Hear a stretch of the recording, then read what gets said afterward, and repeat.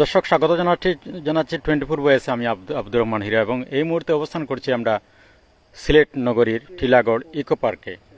এবং eco park বর্তমান কেমন অবস্থায় চলছে, বন্যপ্রাণীগুলা কেমন আছে, আমরা বিস্তারিত আপনাদেরকে জানাবো। এবং আমরা আজকে দেখছি যে বাংলাদেশ পরিবেশবাদী যারা রয়েছেন আজকে তারা ইকো পার্ক ঘুরতে আসছেন এবং ইকো পার্কের বর্তমান অবস্থা জানতে আসছেন। আমরা তাদের সাথেও কথা বলবো এবং এই ইকো পার্কের দায়িত্বে যারা রয়েছেন আমরা তাদের সাথে কথা বলবো। তো দর্শক, আপনারা আমাদের সাথে থাকবেন।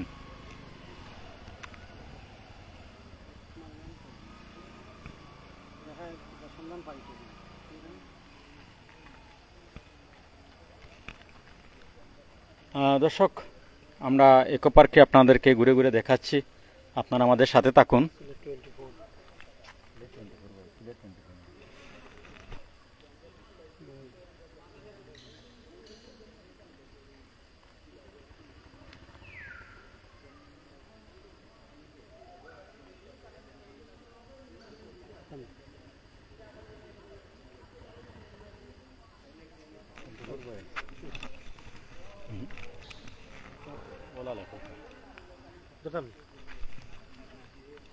দর্শক, আমরা আপনাদেরকে দেখাচ্ছি ইকো পার্কে এই মুহূর্তে যেসব প্রাণীগুলি আছে আমরা আপনাদেরকে দেখাচ্ছি, আপনারা আমাদের সাথে থাকুন।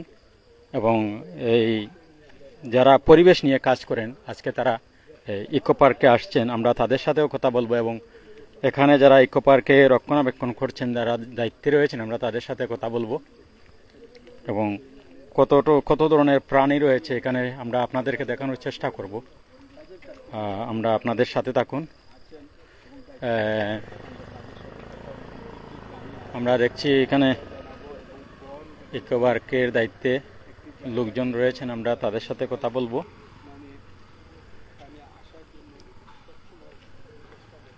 আমরা ইতিমধ্যে দেখছি যে অনেক বন্যপ্রাণীর ছবি রয়েছে, কিন্তু বাস্তবে কোনো বন্যপ্রাণী নেই। আমরা দেখছি দু একটি ময়ূর রয়েছে, আমরা সেটি আপনাদেরকে দেখানোর চেষ্টা করছি। তাছাড়া অনেক বন্যপ্রাণীর ছবি রয়েছে, কিন্তু বাস্তবে কোনো বন্যপ্রাণী নেই। এই দেখুন, ময়ূর রয়েছে এখানে, আমরা 3টি ময়ূর দেখছি।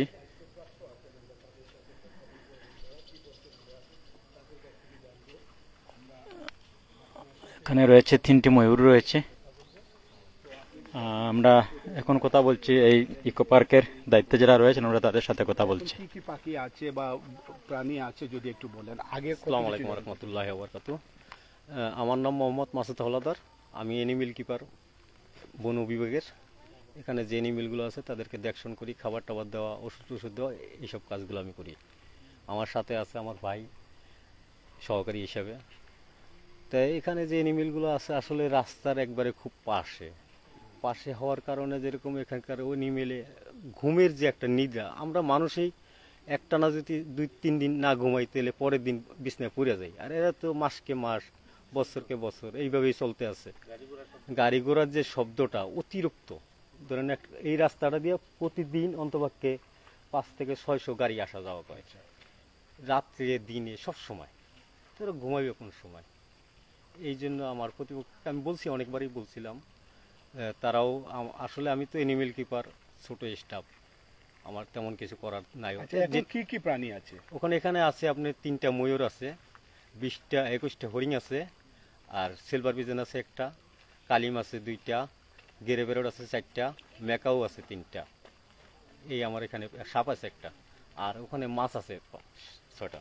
আচ্ছা, এই যে ময়ূরের কথা বলছি, ময়ূর কয়টা ছিল? ময়ূর ছিল আমার এখানে 12টা আনছিলাম সাবারি পার্কে। এখন কয়টা আছে? 3টা। 9টাই মরে গেছে। জি, 9টা মারা গেছে। 9টা মারা যাওয়ার পিছনে কারণ কি? মেইন কারণই হলো আপনার এখানকার যে রাস্তাটা যে অতিরিক্ত গাড়ি ঘোড়া আসা যাওয়া করে, তারপরে এখানে অতিরিক্ত বৃষ্টি হলে শেডে পানি জমে যায়, শেডগুলা অনেক আগের করা তো, শেডে পানি জমে যায়, এই অনেক সময় নিউমোনিয়া হয়ে যায়, নিউমোনিয়া হওয়ার কারণে মারা যায়। অনেক সময় যে ঠান্ডা অবস্থা থাকতে থাকতে গায়ে মানে হয়ে যায়, শীতল হয়ে যায়, তারপর আপনার অনেক সময় দেখা যায় ঠান্ডা থেকে প্যারালাইসিস হয়ে যায়। এইসব রোগের কারণে বেশি। জেব্রার বিষয়টা যদি একটু বলেন। আর জেব্রার বিষয়টা হলো আসলে জেব্রাটা অনেক বয়স হয়ে গেছিল। কয়টা ছিল জেব্রা? 2টা জেব্রা ছিল। আমরা এখানকার যে স্যার ছিলেন ডাক্তার, তারে আনছিলাম, সে আনছে আন্না এটারে চিকিৎসা করলো, অপারেশন করছে, অপারেশন করে পরে জানাইলো যে এটা অনেক বয়স হয়ে গেছে। জেব্রা এখানে আনার পরে কতদিন ছিল? জেব্রা এখানে আনার পরে প্রায় 6.5 বছর ছিল। এখন দুটো জেব্রি মারা গেছে। 2টাই জেব্রা মারা গেছে। পাখি আমরা তো নিজেই দেখলাম অনেকগুলো পাখি ছিল, এখন কেমন পাখি আছে? ওখান পাখি তেমন একটা নাই। আগে যেরকম যে সিলভার পিজন ছিল মানে 2টা, ওখানে আছে, একটা ফিমেলটা মারা গেছে। গোল্ডেন পিজন আনছিলাম, নাই। তারপর আপনি লাভবার্ড আনছিলাম, লাভবার্ডটা নাই। কালিমা ছিল 8টা, ওখানে আছে 2টা চলে গেছে, 4টা মারা গেছে। তারপর ময়ূর মারা গেছে আপনার প্রায় 9টা। এই আচ্ছা, আমরা তো জানি যে এই ইকো পার্কে হচ্ছে বন এবং বন্য প্রাণীদের একটি জায়গা। দর্শক, আমরা তো জানলাম আমরা বন্য প্রাণী যারা আছে, অনেক প্রাণী মারা এই যে ময়ূরগুলি মারা গেল, এই কারণগুলি জানলাম আমরা।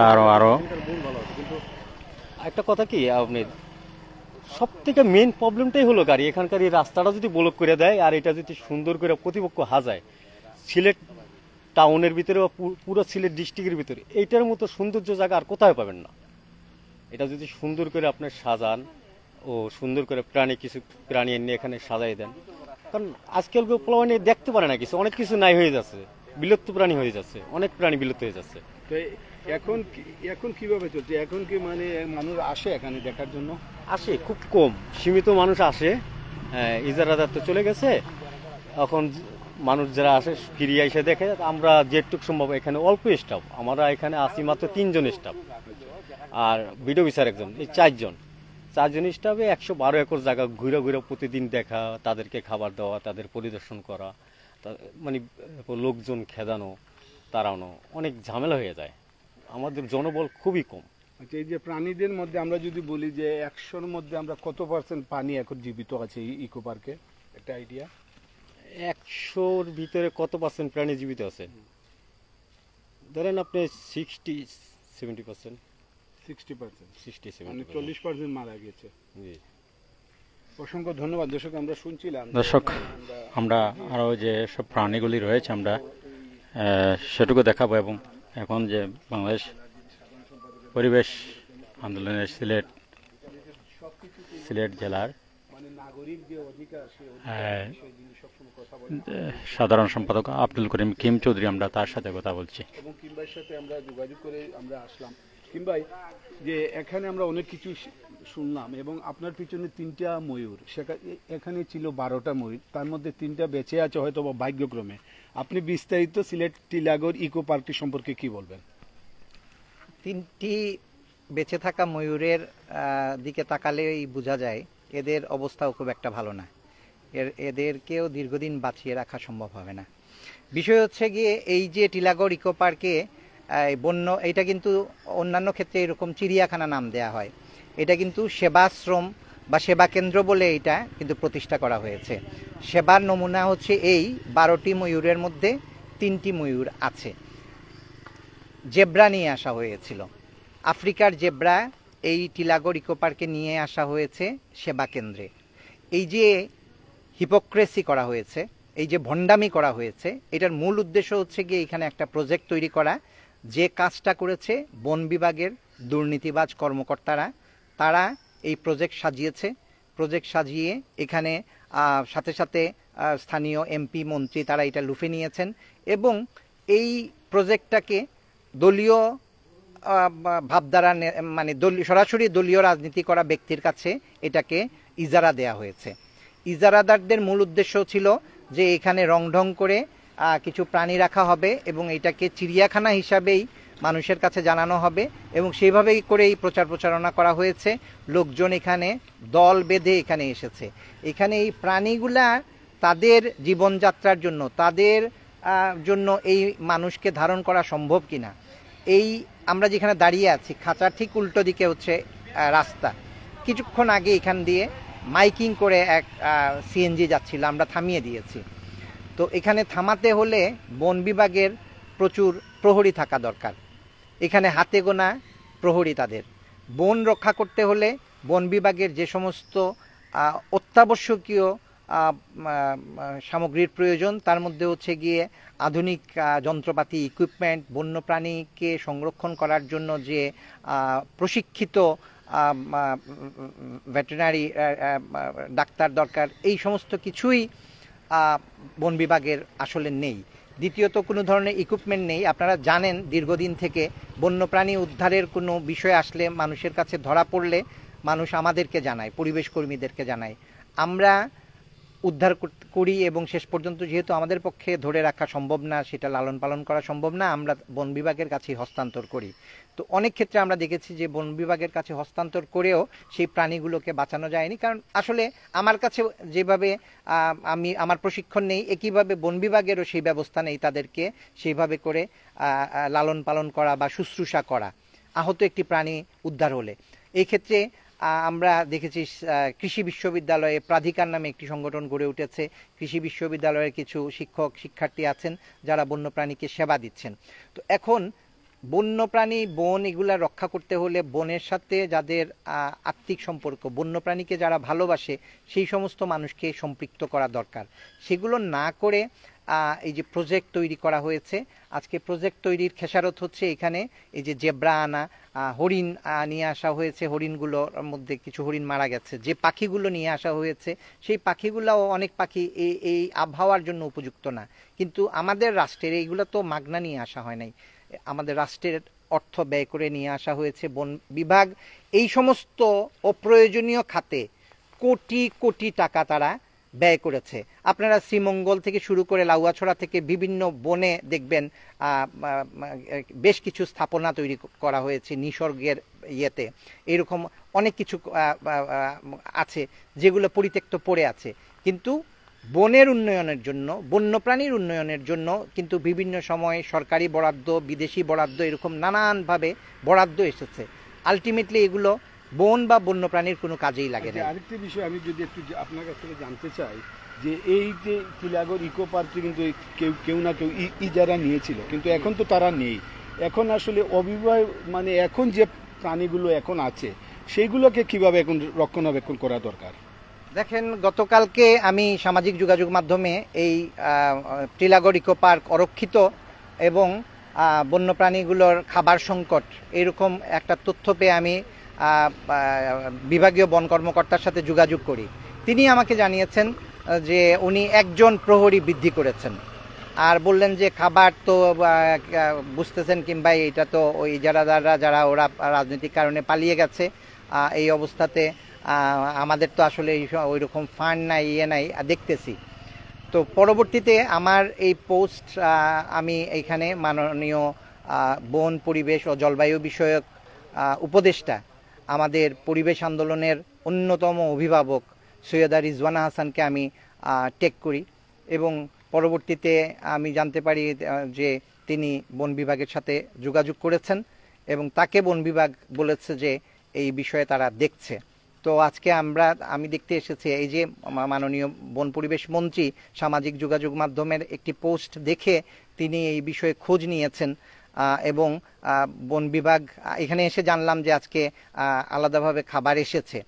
তো এসেছে এটা এখন দেখেন যে যাদের দায়িত্ব ছিল এই ব্যাপারেও, এত ক্ষুদ্র ব্যাপারেও মাননীয় মন্ত্রী উপদেষ্টাকে মানে খোঁজ করার ফলে একটা তড়িৎ একটা এসেছে, কিন্তু যাদের দায়িত্ব এখানে অরক্ষিত আছে সেখানে তাদের ছুটে আসার প্রয়োজন ছিল।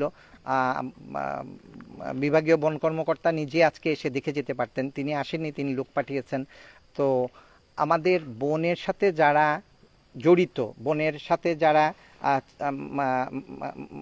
সম্পৃক্ত মানে চাকরি যারা করছেন বনে, তাদের যদি বনের প্রতি যদি মমত্ববোধ না থাকে তো এটা এই বন্যপ্রাণীগুলো তো আসলে অসহায়, তাদেরকে তো ভালোবাসতে হবে। তো যে কারণে আমি মনে করি এখন এই সরকার নতুন করে বন বিভাগে যারা বন্যপ্রাণী নিয়ে পড়াশোনা করেছে সেরকম নতুন প্রজন্মকে এই বন বিভাগে নতুন করে নিয়োগ দেয়া হোক, তাদেরকে প্রশিক্ষণ দেওয়া হোক, তাদের কর্মকাণ্ড দেখা হোক যে ওরা প্রকৃতপক্ষে এটা সরকারি চাকরি করার জন্য, বনের চাকরি করার জন্য বনের চাকরি নিতে এসেছে, না তাদের দীর্ঘদিনের ইতিহাস ঐতিহ্য আছে। তাদের সামাজিক যোগাযোগ মাধ্যম ঘাটলেই দেখা যাবে যে এরা পরিবেশ সংক্রান্ত বন্যপ্রাণীর প্রতি মমত্ববোধ নিয়ে তারা অতীতে কাজ করেছে কিনা।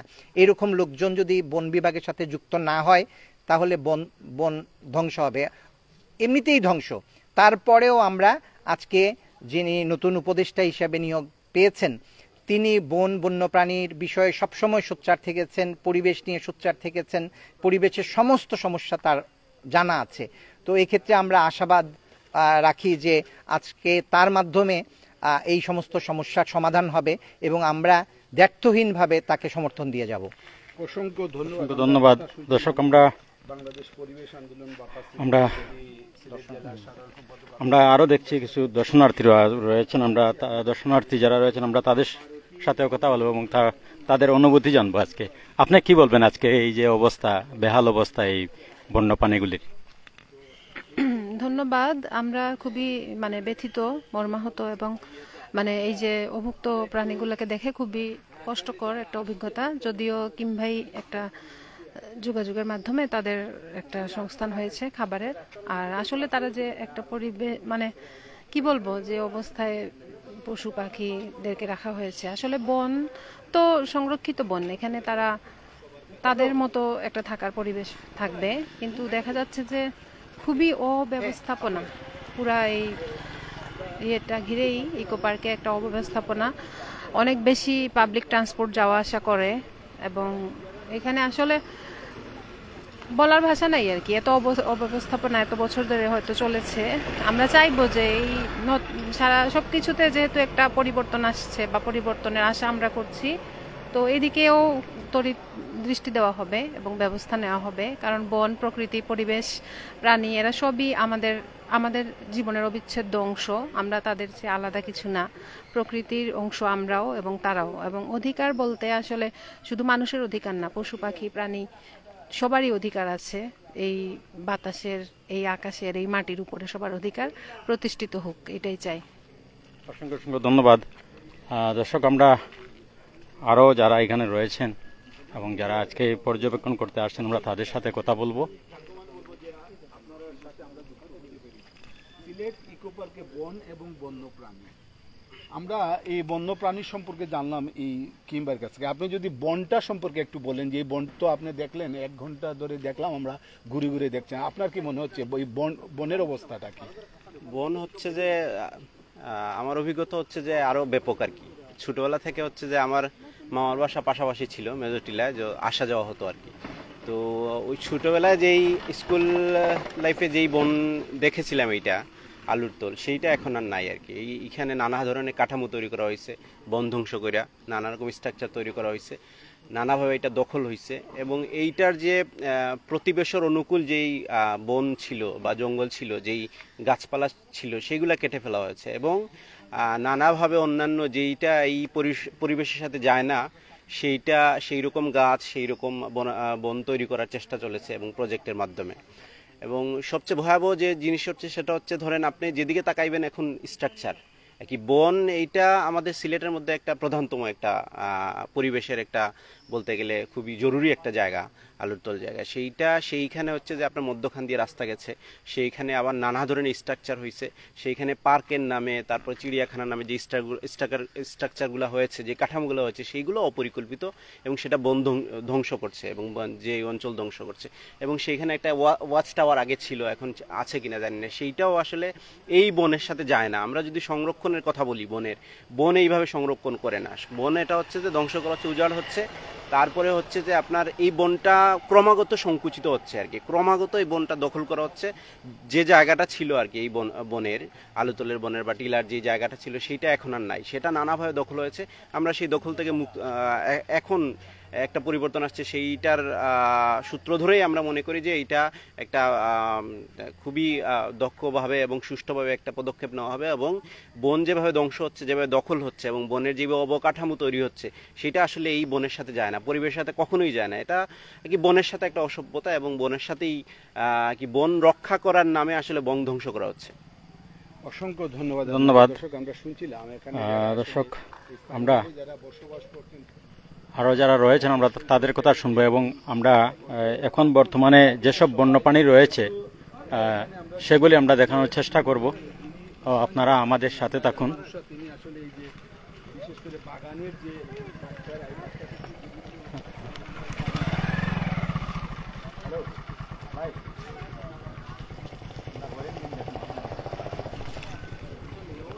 দর্শক আমরা এখন দেখব যে কতগুলি হরিণ রয়েছে। আসলে এখানে যারা বন্যপ্রাণী যেসব বন্যপ্রাণী রয়েছে অবহেলায় অযত্নে রয়েছে ইকো পার্কে। তো আমরা চেষ্টা করব আপনাদের যেসব বন্যপ্রাণী এখনো আছে সেগুলি আপনাদেরকে দেখাবো। আমরা দেখছি যে অনেক বন্যপ্রাণীর ছবি রয়েছে কিন্তু বাস্তবে কোনো প্রমাণ নেই। বন্যপ্রাণীর খাঁচা রয়েছে কিন্তু কোনো প্রাণী নেই। দুটো জেব্রা নিয়ে আসা হয়েছিল, দুটো জেব্রা আমরা কয়েকদিন আগেও দেখছি, কিন্তু জেব্রা দুটিও মারা গেছে অবহেলায় অযত্নে চিকিৎসার অভাবে।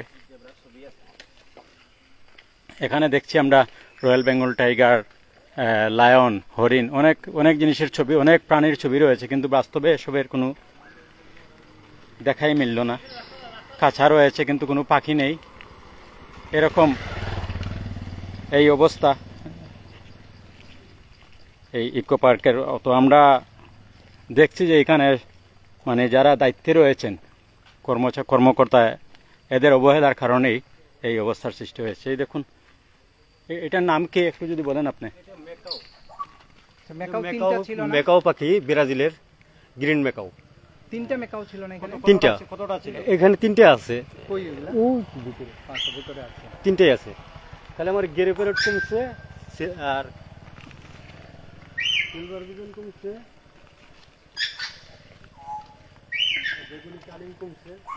আচ্ছা, এখানে কি ইয়ে হয় মানে এইগুলার ভেটেরিনারি ডাক্তার আছেন? কতদিন পর পর? কৃষি ভার্সিটির যখনই প্রবলেম হয়, কৃষি ভার্সিটির যে প্রফেসর আছেন তাদেরকে আমরা নিয়ে আসি, তারা দেখশন করে। এটা এলআই স্যার আছে, ডাক্তার এলআই স্যার আছে, এলআই স্যার টিপু স্যার আছে, এলআই স্যার আছে। আমরা দেখছি যে এখানে লেখা রয়েছে বেগুনি কালেম, কিন্তু কালিমটা এখান থেকে সরে ওখান দিয়ে অনেক বড় খাঁচা দেখছি আমরা, কিন্তু একটা বা দুটো পাখি রয়েছে কিন্তু খাঁচা অনেক বড়। আসলে এখন যারা বলছেন যে রাস্তা মধ্যখানে রাস্তা, কিন্তু আগে যারা এই প্ল্যান পরিকল্পনা করেছেন তারা সম্পূর্ণ রং পরিকল্পনা করছেন এবং এই বন্যপ্রাণীগুলি তাদের অবহেলার কারণে মারা যাচ্ছে এবং যেগুলি মারা গেছে সম্পূর্ণ এদের দায়ী তারাই, এই বন কর্মকর্তারাই দায়ী এসবের জন্য। আমরা এখন দর্শক আমরা আপনাদের দেখাবো যে হরিণ দেখাবো এখন।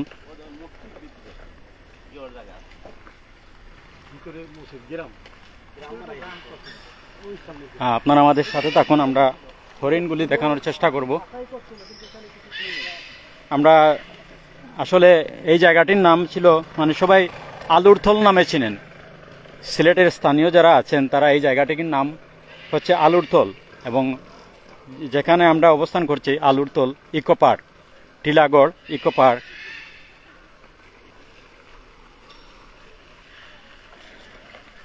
সিলেটের স্থানীয় যারা আছেন সবাই আলুরথল নামে চিনেন এই জায়গাটিকে।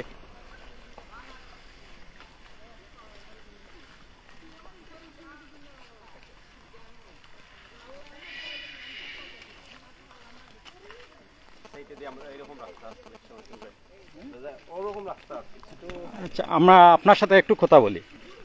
এই যে এই রাস্তাটা করা কি উচিত হয়েছে আপনি যদি একটু বলেন?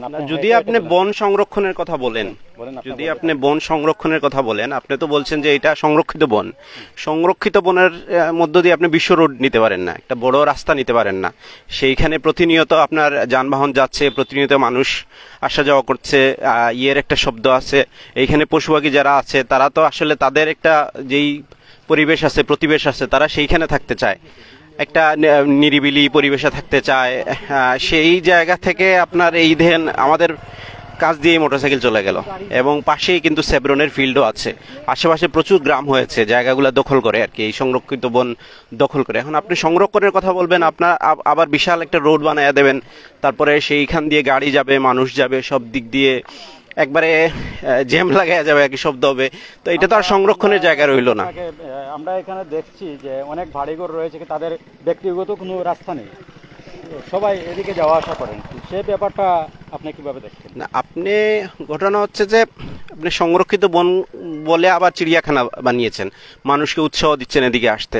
এটা সম্পূর্ণভাবে দায় নিতে হবে যারা এখানে কর্তৃপক্ষ ছিল, বন বিভাগের ছিল, সরকার ছিল, তাদের দায় নিতে হবে, এবং সেই দায় নিয়েই তাদেরকে এইগুলা ঠিক করতে হবে আর কি। কারণ হচ্ছে যে আপনি সংরক্ষিত বন বলবেন, পরবর্তীতে আপনি রাস্তা বানাবেন, আশেপাশে গ্রামের মানুষজনের বিকল্প একটা রাস্তা তৈরি করে দিতে হবে, সেই দিকে যেতে হবে। কিন্তু বন, সংরক্ষিত বনের মধ্যখান দিয়ে আপনার বিশাল গাড়ি বহন নিয়ে যাওয়া একেবারে অনুচিত, এবং এটা ঠিক না আর কি। এরপরেও দেখছি আমরা বিভিন্ন ভিতরে অনেক রেস্টুরেন্ট আছে, আপনার ফাস্টফুডের ঘর রয়েছে, সেটাও তো ঠিক না।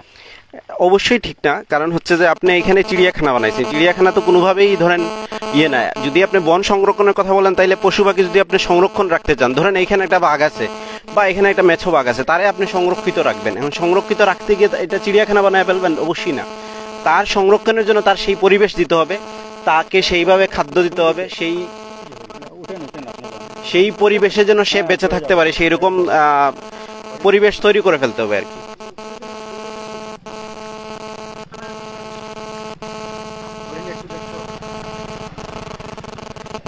এখন সংরক্ষণের যে জায়গাটা, যে আপনি একটা প্রাণীকে বা একটা বনকে সংরক্ষণ করবেন, তার পরিবেশে তারে ফিরিয়ে দেবেন আর কি। সে যেই অনুকূল পরিবেশে বাঁচতে পারে, সেই অনুকূল পরিবেশ তৈরি দিয়ে নিয়ে আসেন, তাদেরকে, মানুষকে অবারিত এবং যানবাহনকে অবারিত আসা যাওয়ার সুযোগ করে দেয়, তাহলে তো এটা সংরক্ষণের সাথে ইয়ার্কি আর কি, এবং পরিবেশের সাথেও ইয়ার্কি মারা। অসংখ্য ধন্যবাদ। দর্শক, আমরা এখন যে এখানে কয়েকটি হরিণ রয়েছে, সেগুলিকে আমরা দেখব এবং আপনাদেরকে দেখানোর চেষ্টা করব। আপনারা আমাদের সাথে থাকুন।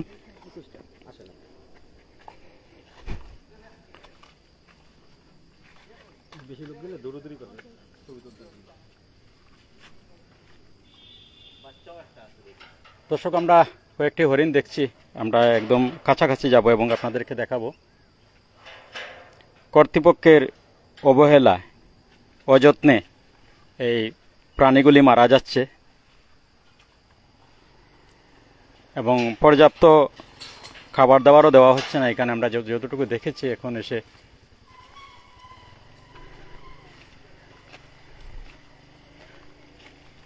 আমরা অবস্থান করছি সিলেট নগরীর টিলাগড়ের ইকো পার্কে, এবং ইকো পার্ক থেকে আপনাদের এই ইকো পার্কের বর্তমান চিত্র আপনাদেরকে দেখানোর চেষ্টা করছি। আপনারা আমাদের সাথে থাকুন। এখন আপনাদেরকে আমরা দেখাচ্ছি এখানে যে কটি হরিণ রয়েছে, সেগুলো আপনাদেরকে দেখানোর চেষ্টা করছি। হরিণগুলি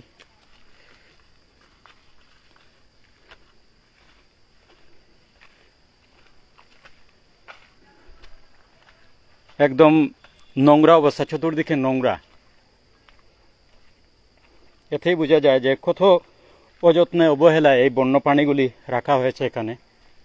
এই দেখুন, হরিণগুলি দৌড়াদৌড়ি করছে। আমরা অনেকগুলি হরিণ দেখছি এখানে। কতটাই হরিণ রয়েছে এখানে? 21টা।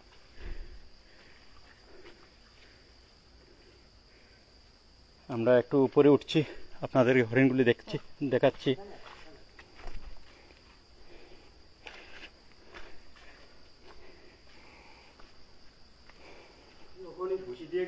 হ্যাঁ,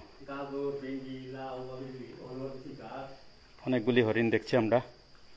এই যে দেখুন আপনারা হরিণ।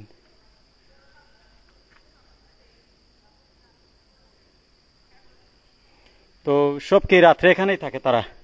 না, হরিণ বেশিরভাগই গাছের গোড়ায় গোড়ায় ঘুমাই থাকে, বিভিন্ন জোপ জবে। কতটি হরিণ ছিল? হরিণ আমরা বাড়ছে, হরিণ আমাদের কমে নাই, হরিণ আমাদের বাড়ছে।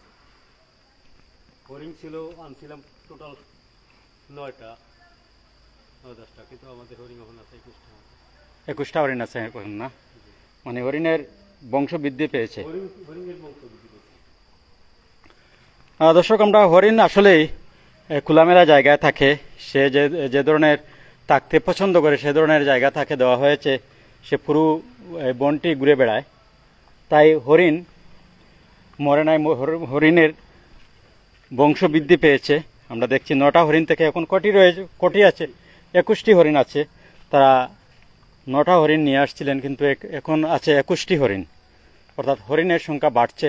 আর বাদবাকি যত বন্যপ্রাণী আছিল সব একে একে মারা গিয়েছে। এই দেখুন অনেকগুলি হরিণ।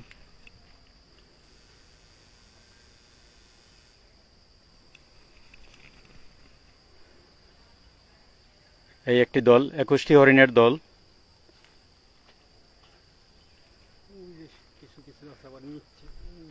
আমরা আপনাদের দেখাচ্ছি এত সুন্দর একটি হরিণ নিচে অবস্থান করছে।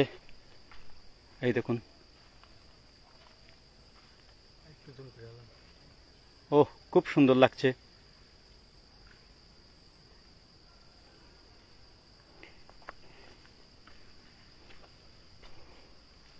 তারা দল বেঁধে যাচ্ছে হরিণগুলি। আমরা হরিণের দলটি আপনাদেরকে দেখাচ্ছি। এই দেখুন দল বেঁধে যাচ্ছে তারা।